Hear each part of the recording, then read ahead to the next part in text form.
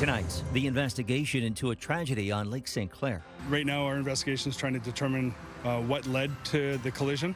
One teen has died and 3 others were injured. I wish I could do more. I know if it was my daughter, I wish someone would do it for her. Plus, a major meeting between Donald Trump and Vladimir Putin. Look, he's a smart guy, been doing it for a long time. A look at the Alaskan showdown and what's at stake as Ukraine watches on. And supporting Hospice in Windsor, Essex.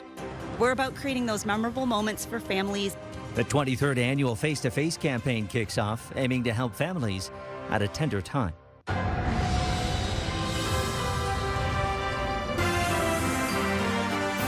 CTV News with Stephanie Mazzotti. Good evening. Thank you for joining us tonight. Stephanie is off. I'm Ricardo Veneza. We have new details today on a deadly crash on Lake St. Clair yesterday afternoon. 4 teenage girls were taken to hospital. A 17-year-old was declared dead in hospital, and a 16-year-old is still fighting for her life. Our Bob Elichico has more on what went wrong. Bob. Ricardo, this is truly a heartbreaking story. One family is mourning while another is praying for a miracle. Now, police say that the girls were out on the water, jet skiing and inner tubing. I spoke with a man who is vacationing with his family, and they jumped in to help him rescue without hesitation. I wish I could do more. I know if it was my daughter, I wish someone would do it for her. Marco Malizia and his family were just a few feet away from a crash that changed the lives of many in an instant. Poor kids, they were hoping to have some fun, and it was very tragic in the end. According to OPP, 4 teens were pulled from Lake St. Clair in the backyard of a home on Couture Beach. Unfortunately, a 17-year-old female from Essex County was pronounced deceased at hospital, and the 3 other victims, one sustained life-threatening injuries, and 2 others were transported to the hospital with non-life-threatening injuries. The victims ranged between the ages of 15 and 17. Police say a 16-year-old was airlifted to a trauma center. A GoFundMe page has been set up for the teen's family to come from Alberta and stay close to Ava during her recovery. The money would help with flights, hotels, food, and the cost for time off work. Malizia was taking a short retreat from work with his family in this rented trailer and was fishing with his daughter Thursday afternoon. He noticed the girls were in their element and getting uncomfortably close to the shore. She came in too close and she just hit the wall. Top speed. The owner of the trailer said her house shook from the impact. Malizia immediately started yelling for help. His daughter called 911. He and his wife jumped into action to help during the initial part of the rescue. My wife was trying to pull her up herself, and she just doing the best she could. She was with the one girl, taking care of the one girl, and I was taking care of the other, helping the other gentleman and his wife take care of the other girl. Others quickly came to help before first responders arrived. Malizia and his family are still shaken and heartbroken. I just hope the families give condolences to all of them and hope that the one girl recovers and gets through it and everybody's okay. Now, OPP described the scene as chaotic yesterday. I spoke with them today, and they say that there are still a lot of questions that need to be answered, and the investigation will continue and could take some time, though. Ricardo? Okay, Bob, yeah, sad situation. Thank you for that report tonight. That's CTV's Bob Elichico. Windsor's annual celebration of African heritage is filling Lansbury Park with music, dance, and food this weekend. But this year's kickoff of the Windsor International Diaspora African Festival comes less than a week after hateful graffiti was found during the Pride Parade in and around that same area. And that's where we find our Sanjay Maru tonight. Now, Sanjay, how concerned are people about what's happened here recently?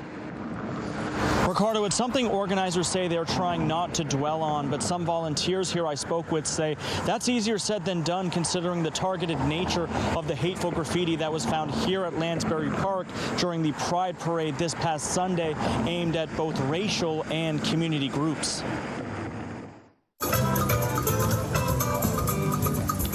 All day, crews have been preparing for the 3rd annual Windsor International Diaspora African Festival, WIDA Fest, now underway at Lansbury Park. It's the people, it's the music, it's the food, it's just a personality, who we are. We get together with people, we are loving people, really and truly. The culture is basically making sure that we can express ourselves. But with that expression comes concern over this area being a target for hateful graffiti and vandalism during last weekend's Pride Festival. In fact, this video, newly obtained by CTV News, shows two young men covering their faces before tossing a promotional poster for Fest to the ground. They were just yelling something about, F slurs and, homophobic slurs, racial slurs, any type of slur they were just spouting out. Still hate no matter what community they're targeting. Vandalism and graffiti are something security personnel here at Fest say they have on their mind. We're very aware this is an area that, a lot of people gather around. We know what to look for.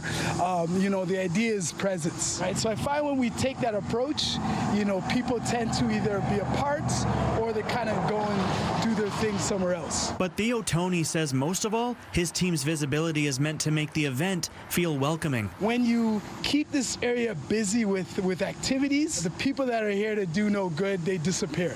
We work closely with police. We report if we see something that's funny. But at the end of the day, we don't want it to happen. This is all about fun. It's all about people. If it does happen, we'll deal with it. I can tell you, I've experienced dealing with a lot of these things. Founded in 2023, the Windsor International Diaspora African Festival showcases the continent's rich heritage and the community that calls Windsor home. The festival runs all weekend with food, live performances, and art exhibits. And volunteers here tell me they hope that sign removal and the other instances of hateful graffiti that's been found here in the past week don't overshadow the main message of this event, to share African culture with the broader community. They say the best path forward is to keep inviting people in and to keep celebrating. Ricardo. Okay, sounds good. Sanjay Maru tonight. Thank you for that. Air Canada has canceled more flights today as it winds down operations in preparation for a potential strike by its some 10,000 flight attendants tomorrow. Nearly 300 flights have been scrapped and more than 55,000 people impacted. CTV's Kamil Karamali reports on the efforts to get both sides into constructive conversations. Behind these doors, the war room for flight attendants who say they're waiting for Air Canada to meet them at the table. Any progress in talks? None at all. It's been crickets.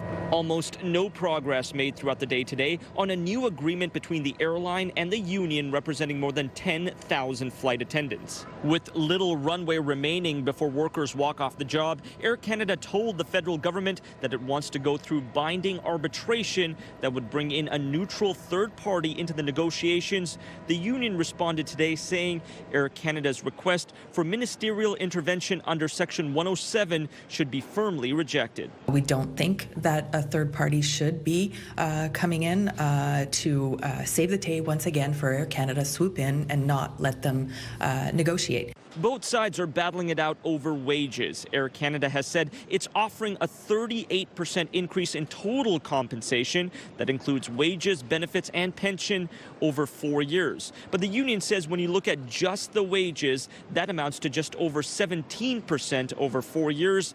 The airline says that's a fair amount. This will make them the best paid in Canada. And that's important because they are the best flight attendants in Canada. Flight attendants also fighting to get compensated for unpaid work that happens before takeoff and after landing. Air Canada has offered to pay 50% for that work while planes are on the ground. The union wants 100%. What we're offering with regards to ground pay will be the best in Canada. So, we're working to, recognize the contributions of the flight attendants. Jobs Minister Patty Hajdu's office now urging both sides to work with federal mediators to get a deal done, something that seems far from happening at this time. Kamil Karamali, CTV News, Toronto. Unifor Local 444 says special constables at the University of Windsor are willing to hit the picket line to back their contract demands. The union says a strike authorization meeting this morning saw total support for strike action if needed. The current collective agreement expires on August 31st. Local President James Stewart says some preliminary discussions have already happened between the union and university. The union represents 26 special constables on campus. Let's go to CTV meteorologist Gary Archibald now from the top of the Bell building for our first check of the forecast. Gary, pretty hot today, but all in all, I thought it was pretty comfortable. Not bad at all, and I'm enjoying the breeze atop our Bell building here in Midtown Windsor. The afternoon has been quiet. There's really not much to see here except a bit of the haze. The air pollutant count is in that moderate range, but aside from that, it's been warm and pleasant. Not much to see on the satellite radar, but there will be very likely some showers coming our way late in the afternoon tomorrow. Today was hot and humid. Tomorrow will be hot and even more humid. We'll talk about where temperatures go from there. I'll break down the complete forecast just ahead. For now, I'll send it back inside to you at the desk. Okay, Gary, thank you for that. President Donald Trump and Russian President Vladimir Putin are meeting today for a high-stakes, highly anticipated face-to-face summit meant to push for peace in Ukraine and end Russia's war in the country. They were to meet alone, but plans changed and shifted to include advisors for both Putin and Trump. It was a 3-on-3 meeting. Trump is now saying he wants to get Putin back to the negotiating table, but not broker a deal on behalf of Ukraine. He's also not promising security guarantees for Kyiv as part of a deal to end the war. Ukrainian President Volodymyr Zelensky is saying his country will be counting on America, and the stakes are high. European politicians have likened the situation to British Prime Minister Neville Chamberlain's failed attempt to stop Nazi aggression in Europe.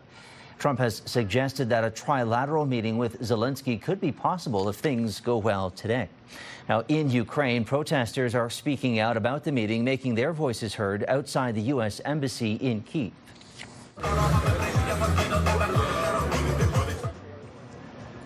Some are upset that Ukraine wasn't invited to those ostensible peace talks.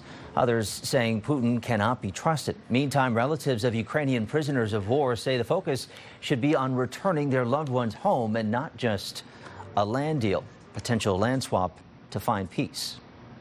Well, closer to home now, Windsor police say a teen has been arrested for an armed robbery while a second suspect remains on the loose.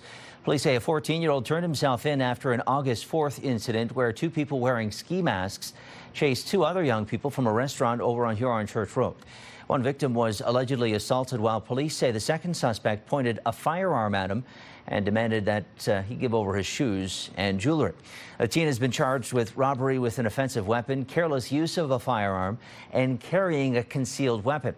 The second suspect is described as a Middle Eastern male with curly black hair, a very thin mustache, wearing a white T-shirt, white and blue Jordan shoes, ripped jeans, and carrying a black side bag. Anyone with information is urged to contact Windsor Police. Now, police arrested 26 people in a 3-day retail theft initiative in the city. From August 12th to the 14th, officers partnered with loss prevention teams at 9 local stores. In addition to the arrests, over $3,200 in stolen property was recovered. Police say one of the suspects has 11 previous theft charges so far this year. Police say targeted traffic patrols, meantime, over 4 days saw 237 tickets issued for a range of driving offenses. There were 61 tickets given on Thursday alone. Police say one of the most serious incidents involved a vehicle stopped for stunt driving in the 2200 block of South Cameron Boulevard. That's a long stretch running along train tracks there. Police say the driver was clocked at 104 kilometers an hour in a posted 50 zone. Well, there are 4 new red light cameras in Windsor, and 6 more will come online in the next 4 to 6 weeks. As of Monday morning, cameras will start snapping pictures at these intersections. Listen up: Lausanne Parkway and Forest Glade Drive, one over at Northwood Street and Dominion. There's going to be one at Central and Temple Drive, and then the final one over at Tecumseh Road East and Jefferson Boulevard. Officials say they are increasing the number of cameras around the city as part of an effort to improve safety, pointing to red light cameras as a proven tool that can help prevent crashes. Well, it's been a long-standing pain point this year, but relief is on the way. The Walker and Tecumseh Road intersection is finally reopening after construction started there back in early March. The intersection is officially reopening as of tonight. The closure was part of a large-scale infrastructure renewal project. Crews have been working to install a new feeder main needed for the city's future water needs. Upgrades to the roadways are also complete. Enwin says the improvements will boost service reliability and accommodate Windsor's future growth. Officials are thanking residents and local businesses for their patience. And that brings us to our question of the day. Has construction over the summer impacted your commute? You can go to our website to cast your vote on that question. That's over at ctvnewswindsor.ca. Now, yesterday we asked if you are still prioritizing buying Canadian. Of almost 700 votes, 86% say yes, they are. Well, President Trump drops another bombshell on the tech industry. Still ahead on Windsor's news leader, what it could mean for prices, production, and your pocketbook. And dream delivered. She's had one special wish for years, and this week it finally came true in the most unforgettable way. When we return, the heartwarming surprise that lit up Windsor Hospice. Monday, think you know where to check for skin cancer? Well, think again. There are 5 surprising spots you might be missing. That's Monday on CTV News at 6.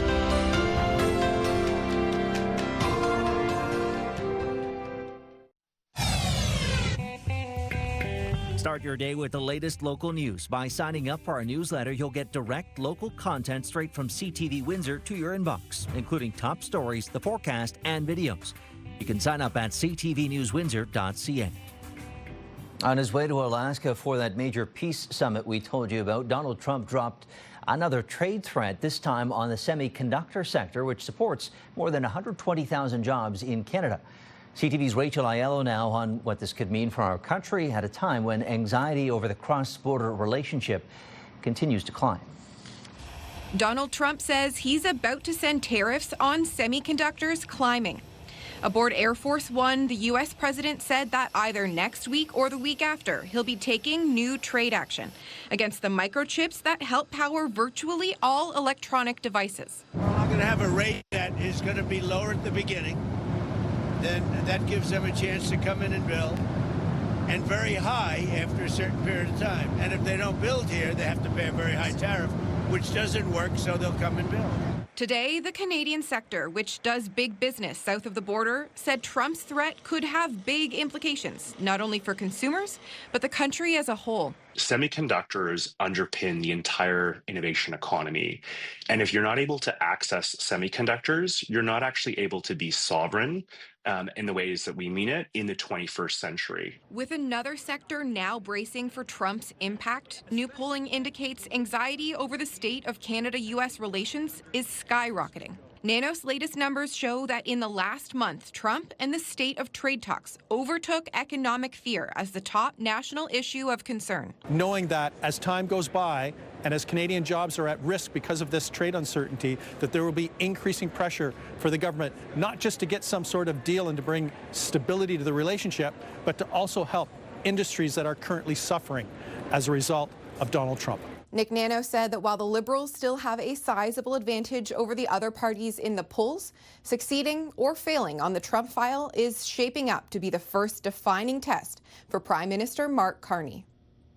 Rachel Aiello, CTV News, Ottawa. Well, closer to home, Transit Windsor is promising big changes starting August 31st. More buses, new routes, and additional drivers will mean an additional 20,000 new service hours for public transit as part of the 2025 service plan.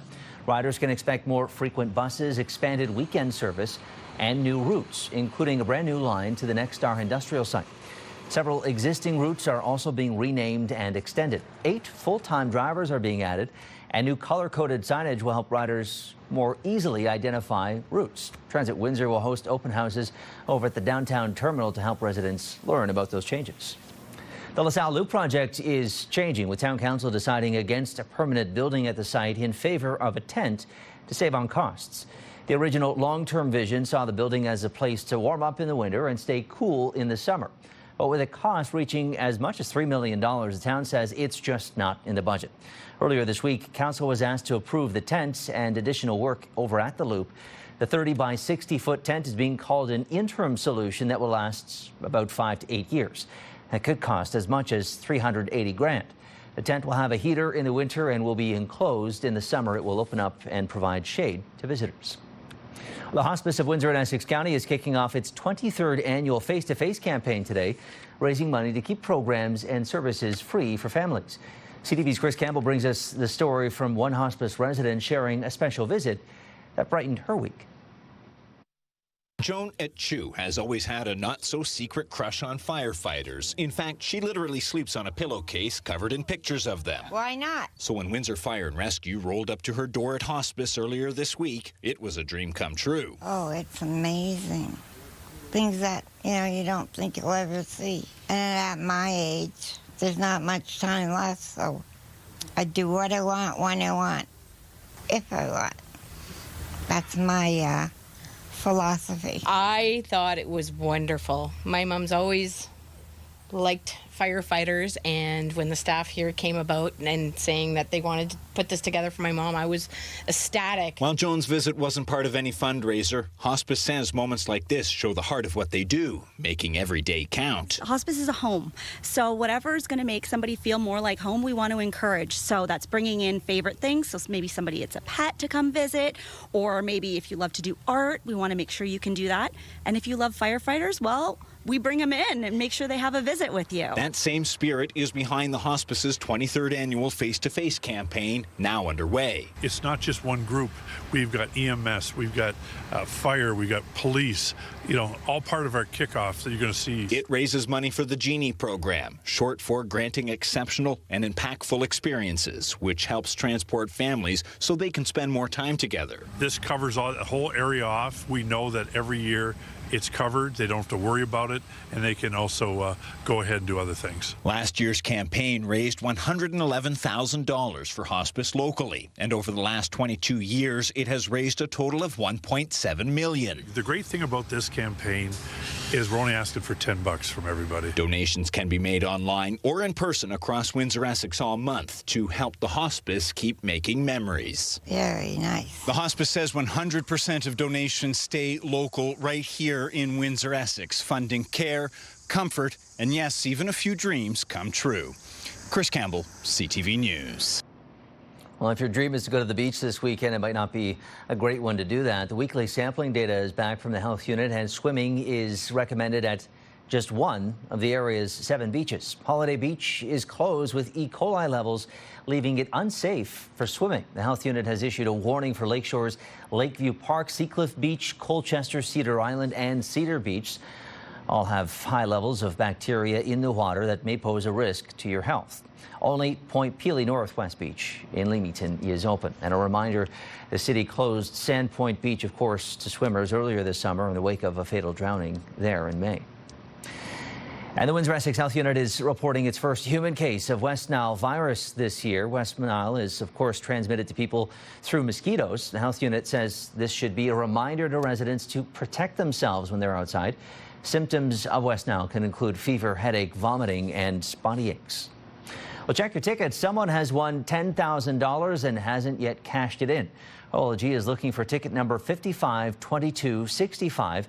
It's gone unclaimed for nearly a year now, and time is running out for the winning Triple Millions lottery ticket. That number again is 552265. That's 552265. If you believe you bought that winning ticket or maybe lost it, be prepared to provide specific details, including when and where you bought that ticket. Good luck. Oh, you've heard of Amherstburg's open-air weekends. Well, this weekend, they're trying something a little bit different with the inaugural Farmfest.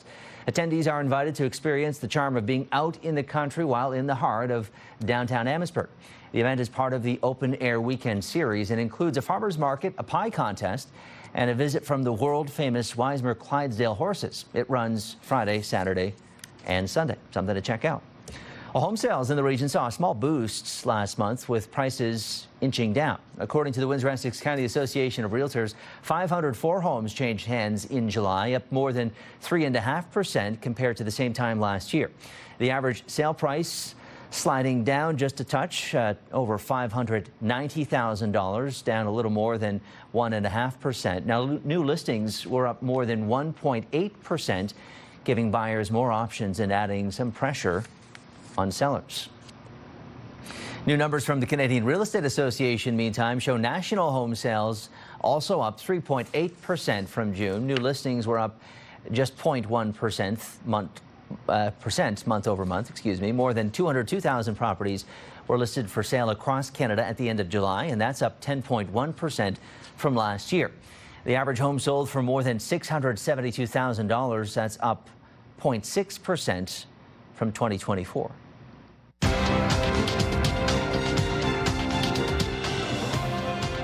Well, Canada's main stock index edging down today, 11 points. Nothing too dramatic, but that was weighed down by losses in tech stocks. In New York, the Dow up 35 points, while the Nasdaq slid 88 points. The Canadian dollar, meantime, relatively unchanged at 72.43 cents U.S. Gold sliding marginally down 60 cents an ounce, while oil dips $1.05 a barrel.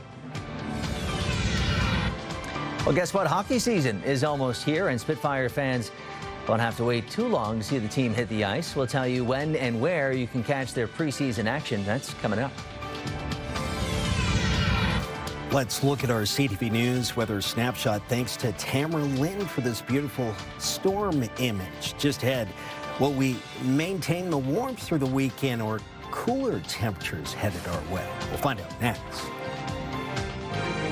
Discussion here at Windsor City Hall. Windsor's top stories. A major project is about to get underway. Breaking news alerts. Severe weather is a possibility. And watch live. Good evening, and thank you for joining us. Download the CTV News app.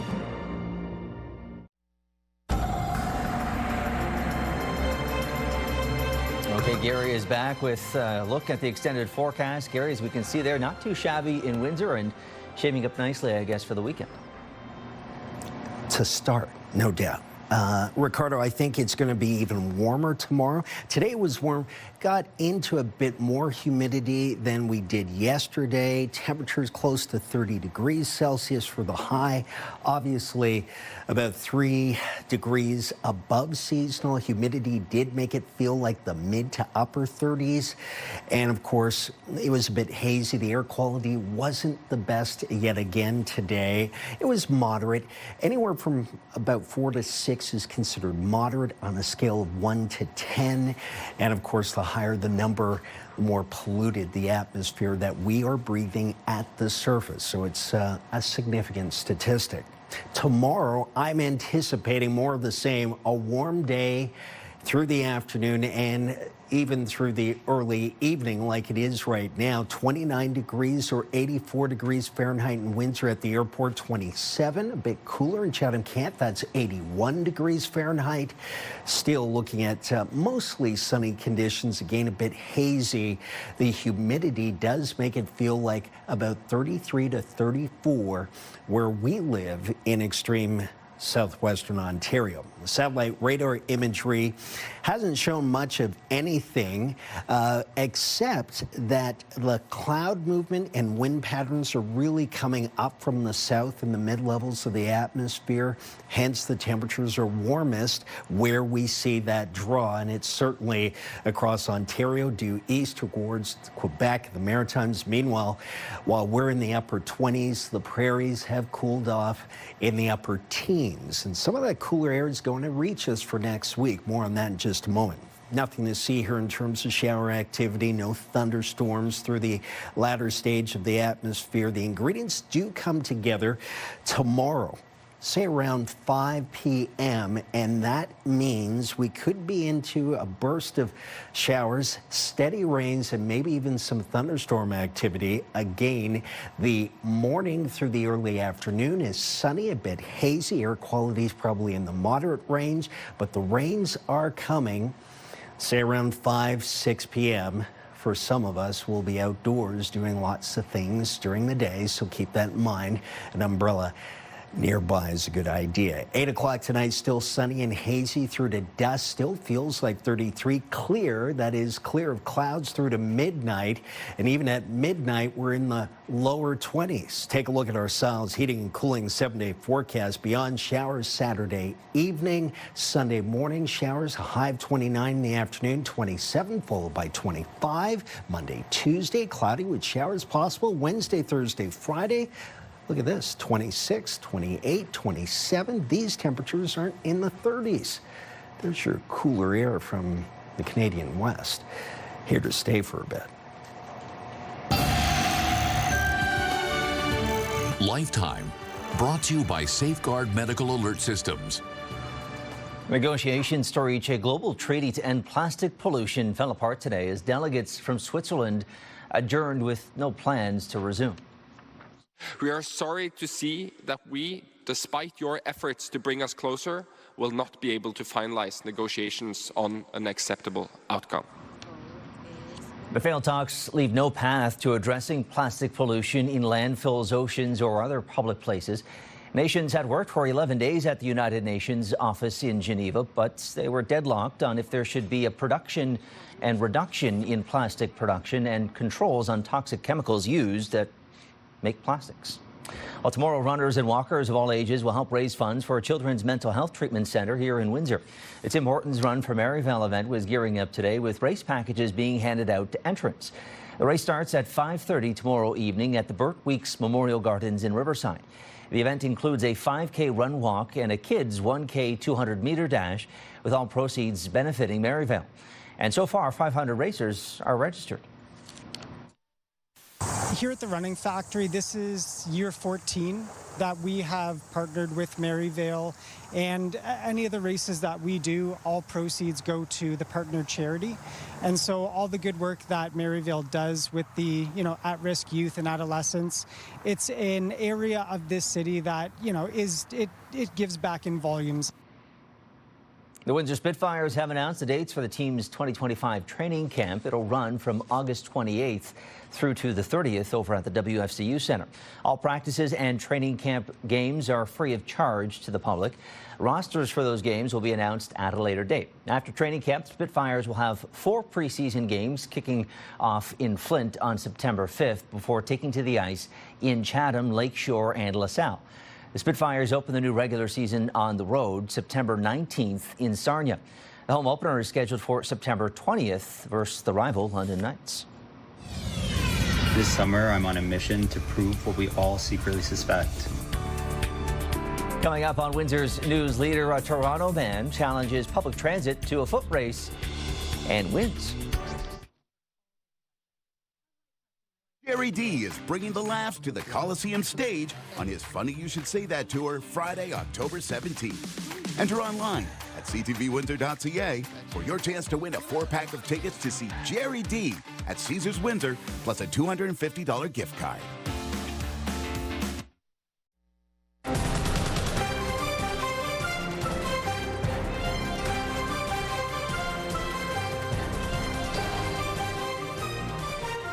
Veterans Affairs Canada hosted a ceremony at the National War Memorial today to commemorate the 80th anniversary of the official end of the Second World War and victory in Asia and the Pacific.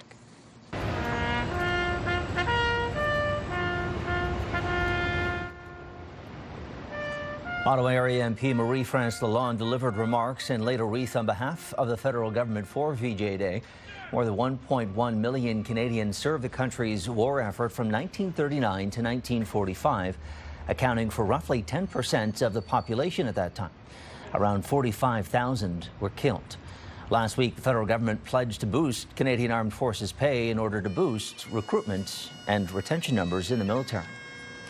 Now, when it comes to driving, car ownership is getting even pricier these days, with the average new vehicle costs coming in at $66,000 in Canada. And as Pat Foran reports, it's an even worse situation and costlier situation for those with bad credit. Marva Ebo of Bolton bought this 2016 Mazda SUV 3 years ago. Unfortunately, when she got a loan, she had credit issues. She borrowed just over $40,000 for the vehicle over 6 years. At almost 13% interest, the cost of borrowing is more than $17,000. My credit was just below 600, so it was really hard to get any credit. So, of course, they approved me, but with a very high interest rate. After paying $800 a month for the past 3 years, she still owes about $30,000 for the car, even though it's worth less than half that. It's really, really frustrating, and I just reached a point now I don't know what to do.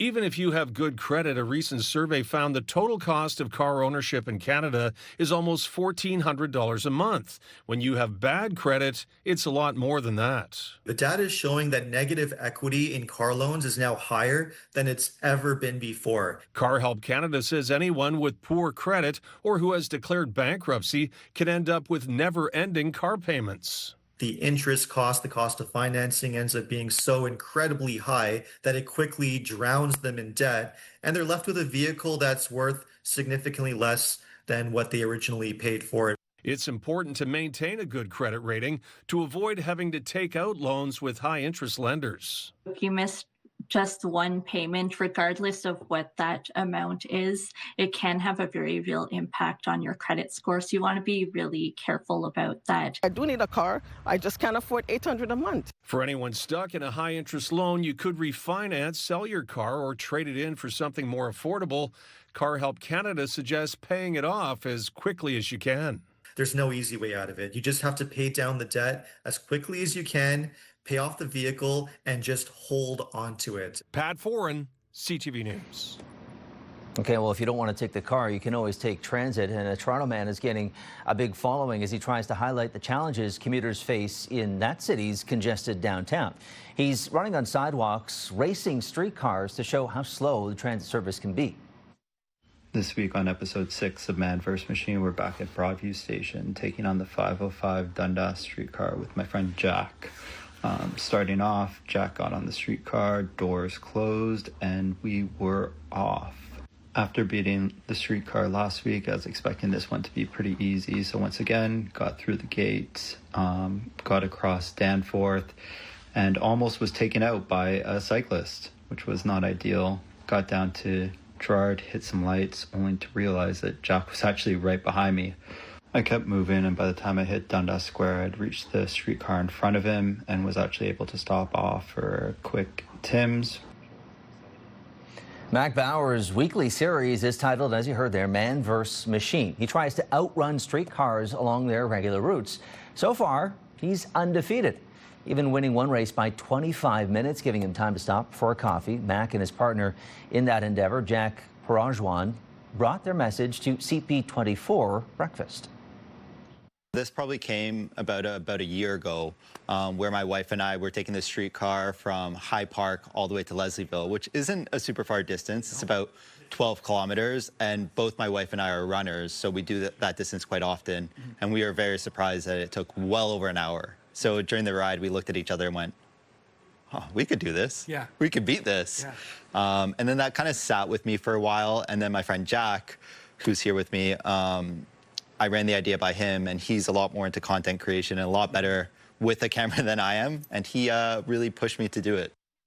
I know that he could do this, stopping at lights, and we even had the idea, like, why don't we stop at a Tim's, get a donut halfway through, Yeah. and he'll still beat the streetcar. Yeah. But even we had another reporter join us, and we, even though they were slower, they could still beat the streetcar, and we just knew that this is an everyday problem that people face, and just highlighting the funness of it. This summer, Bauer says transit could be vastly improved if there were more designated streetcar lanes and priority left turns for streetcars. Well, we want to hear from you if you've got any comments or questions for us, maybe even an idea for a great story. You can do that by texting us over at 10400. This is your CTV Windsor, our community calendar. The Tecumseh Corn and Music Festival is back August 22nd to the 24th at McAuliffe Park. Brought to you by the Optimist Club of St. Clair Beach. See you next time on Our Community. Okay, it's time to check in on what's happening now with Melanie Kentner joining us. And Melanie, you have more for us on that festival over at Lansbury Park. That's right, Ricardo. Wida Fest, otherwise known as the Windsor International Diaspora African Festival, runs until 10 o'clock tonight before returning again on Saturday and Sunday. Organizers say the African community has been growing in leaps and bounds in Windsor over the past 20 years. We have so many different countries here, you know, like South Sudanese, Uganda, Nigeria, and Ghana. We have so much different ones here, and they're growing. Nigeria is the largest one, obviously, and each one of the Ethiopia. There's so many different communities here. We've got more details at ctvnewswindsor.ca. I'm sure Lansbury Park will be bumping this weekend, Melanie. We also have some information online about how Chatham residents can boost their gardens, and best part of this, I guess it's for free. Yes, Chatham Public Library is announcing the return of the Seeds program. Starting September 2nd, all library branches will have a small variety of native plant seeds available for checkout, such as the black-eyed Susans, butterfly wheat, and purple coneflower. All you need is a CKPL card to get up to 5 packages of seeds. This, and you can see more information about the program on our website. And in our social spotlight, a Little League baseball game in New York State had to wait for the dust to settle, literally, before a championship could be decided.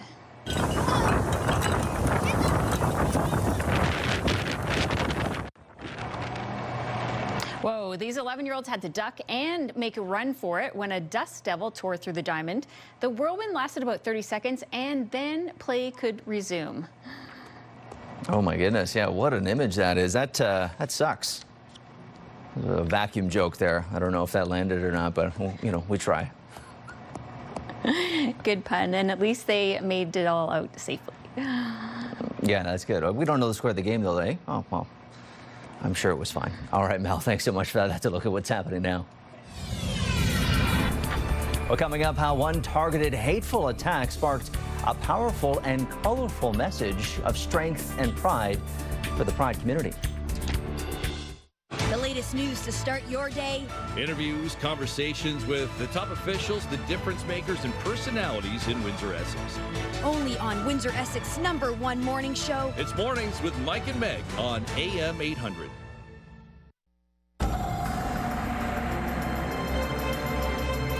Okay, Gary is joining us again for a wrap of the 7-day forecast. And Gary, I don't know if I'm just getting used to this oppressive summer heat that we've had. Today didn't feel too bad, but as you were telling us a little bit earlier, above seasonal for what we should expect this time of year.